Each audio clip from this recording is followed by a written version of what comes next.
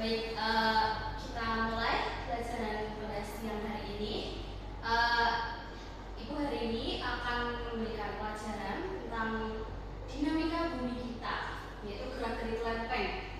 Nah, mengenai lapisan bumi, anak-anak, bumi itu seperti telur rebus. Kalian pernah melihat telur rebus yang belum dikupas cangkangnya? Nah, telur rebus itu seperti bumi. Dia itu luarnya itu memiliki kerak. Ibaratnya cangkangnya itu adalah kerak bumi. Nah, di dalam kerak bumi ada lapisan lagi namanya mantel bumi. Nah, kalau telur rebus itu kan ada cangkang. Di dalam cangkangnya ada kulit arinya. Kalian pernah lihat? Pernah. Nah, iya, warna putih tipis. Nah, itu namanya kulit ari.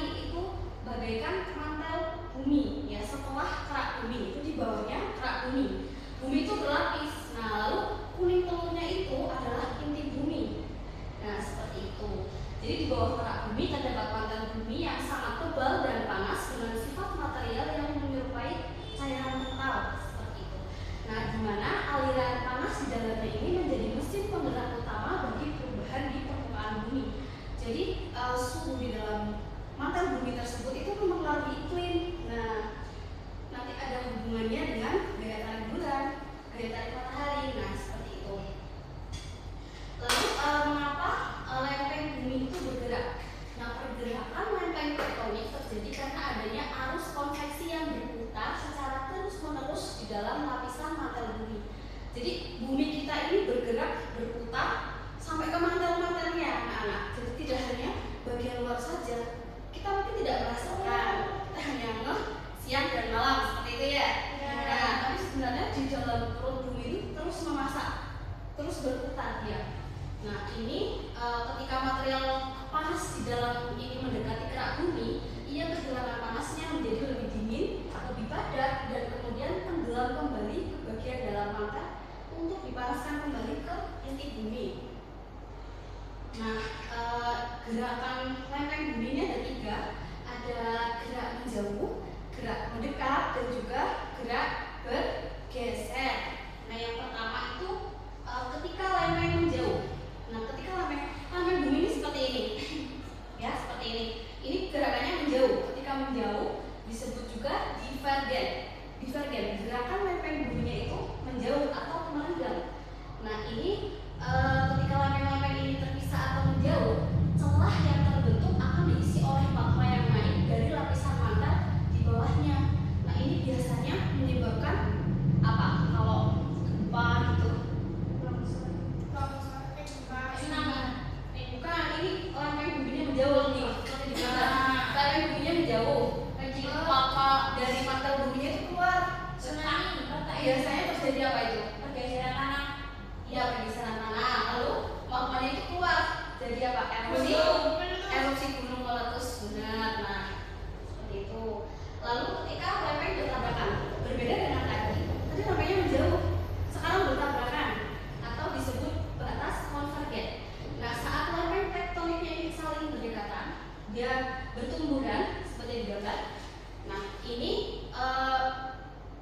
juga menyebabkan erupsi gunung. Karena apa?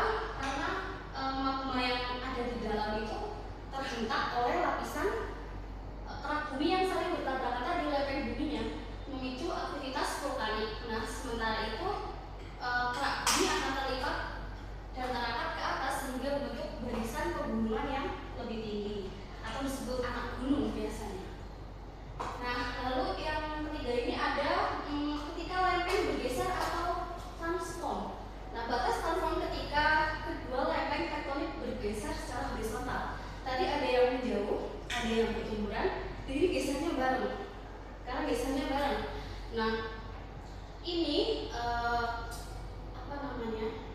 menyebabkan biasanya itu disebut likuifaksi atau tanah bergerak. Ini tanahnya berubah menjadi liquid atau jadi cair. Tadinya padat, tapi karena ada pergeseran lempeng ini, dia jadi cair dan jadi struktur permukaan bergeser. Nah, itu pernah terjadi pada tahun 2018 atau 2019 di Palu, waktu gempa Palu itu. Nah,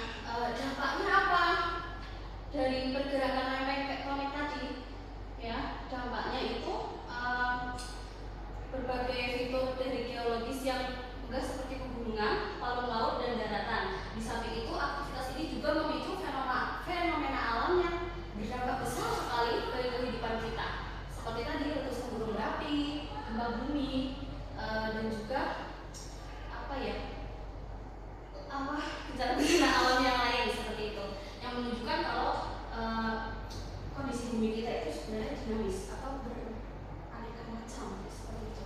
Dan dari adanya dampak bencana tadi, ada juga upaya kita kalau dapat bencana pasti kan harus bisa menghadapi ya. Nah, pertama kita di tingkat individu, di diri kita masing-masing.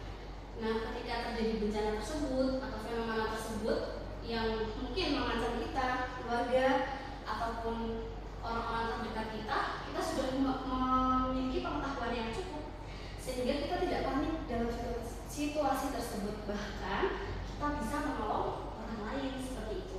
Yang kedua, dari infrastruktur yang tangguh sangatlah penting. Bangunan harus didirikan dengan standar tahan gempa. Di sini terjadi di perkotaan dengan gedung-gedung yang tinggi, anak-anak. Jadi infrastrukturnya itu harus memadai atau SNI sehingga minim resiko terjadinya atau jatuhnya korban seperti itu. Yang terakhir ada komunitas yang siap siaga, ya seperti tim SAR atau kalau di Muhammadiyah ada MDMC, itu ada bidang di siaga bencana seperti itu. Nah, ada juga budaya sadar bencana berkelanjutan. Nah, kalau kita sadar Indonesia itu sering atau rawan terjadi seperti ini ya, seperti gunung berapi, tsunami, likuifaksi tadi. Nah, kita sebagai warga Indonesia harus sadar. Dan gimana sih cara kita menghadapi bencana tersebut? Nah, yaitu pertama membangun budaya sadar bencana yang berkelanjutan dalam menyikapi fenomena tektonik di Indonesia. Nah, kita tuh harus dibekali ilmu seperti sering mengadakan edukasi tentang pasca bencana, juga harus memiliki tadi standarisasi gedung tahan gempa. Untuk di pendidikan kita harus meningkatkan pengetahuan tektonik lokal. Kalian pernah belum mengikuti simulasi bencana? Pernah belum?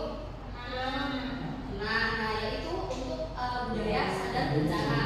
Itu kalian dibekali supaya ketika suatu saat mengalami fenomena tersebut tidak panik, seperti itu ya. Nah, jadi kesimpulannya dari dasar fenomena pergerakan lempeng tektonik adalah bahwa bumi merupakan sebuah sistem dinamis yang terus berevolusi melalui pelepasan panas internal secara kontinu, di mana interaksi antar lempeng tektonik tidak hanya menjadi arsitektur pembentukan relief permukaan planet kita seperti pegunungan, samudra, tetapi juga memicu aktivitas geologi yang memiliki konsekuensi risiko bencana signifikan bagi kehidupan manusia. Baik, setelah ini Ibu akan ngasih gambar kerja, tapi ini untuk di rumah. Jadi nanti kalian kan rumahnya beda-beda ya, ada yang di bunga, ada yang dataran rendah, ada yang dekat pantai. Nah, nanti Ibu kasih LKPD ini, kalian amati tuh di sekitar rumah kalian itu termasuk dataran tinggi, dataran rendah, atau laut, atau mungkin di lembah seperti itu ya. Nanti dituliskan wajah bumi kita itu sekitar kalian saja. Nah, nanti apakah ada perubahan dari tahun-tahun sebelumnya? Kan bisa tanya ke orang tua kalian mungkin 10 tahun lalu atau 5 tahun lalu seperti apa gitu ya. Nanti minggu depan dibahas lagi untuk bahan diskusi kita minggu depan. Baik, mungkin itu saja yang dapat Ibu sampaikan. Mohon maaf apabila materinya terlalu cepat disampaikan. Ibu harap kalian berkenan dan bisa menerima dengan baik. Kalian juga sudah siang, saatnya kalian pulang. Silakan berkemas-kemas dan silakan memimpin doa.